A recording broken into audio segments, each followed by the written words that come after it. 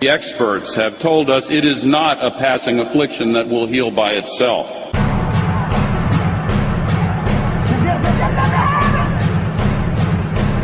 Something basic is wrong. We are what is wrong.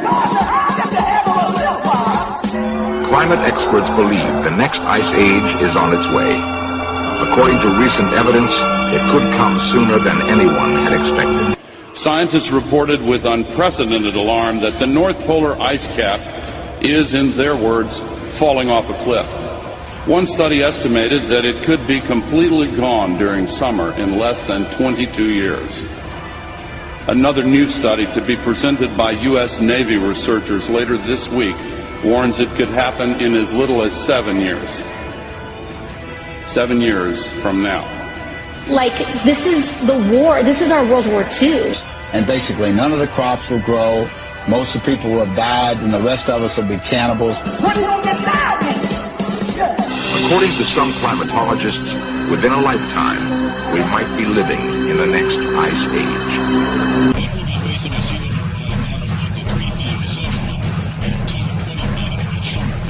The Supreme Court would be flooded. You could tie your boat to the Washington Monument, and storm surges would make the Capitol unusable. If we do not now take action, drastic action, and develop the wisdom to maintain an environment which is basic to all life, the only answer can be disaster. If an ice age is coming, what can we do to stop it?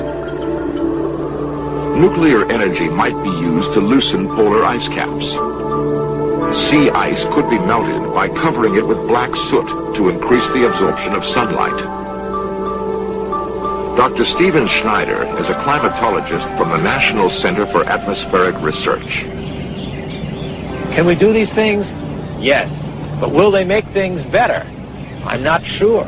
We can't predict with any certainty what's happening to our own climatic future. The new report from the UN predicts that at the current warming rate, millions more people will die from extreme heat by the year 2040.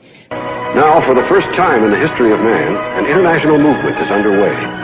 The people of the nations and the nations of the world have joined together to find the answers. It is inconceivable for any Western democracy to subsist even for 10 years more if we didn't have, through progressive taxation, a steady transfer of resources from rich people to poor.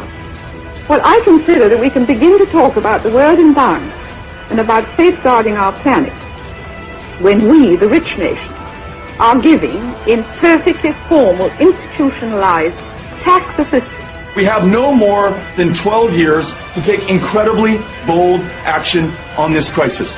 What the few people who are left will be living in a failed state like Somalia or Sudan, and living conditions will be intolerable.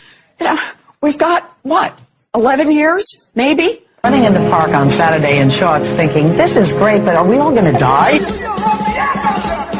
If nothing is done to reverse ozone damage, scientists predict hundreds of millions of skin cancer cases in the U.S. alone, not to mention increased global warming that would turn much of the planet into a desert. The greatest threat to humanity is global climate change. Even with concerted action, the scientists say so much damage has already been done to the ozone layer that it will not be repaired until the time of our great-great-grandchildren. If we don't get our act together in fewer than 12 years, the damage done by climate change in this country and around the world will be damage that cannot be repaired. I'm not sure. We can't predict with any certainty what's happening to our own climatic future. How can we come along and intervene then in that ignorance?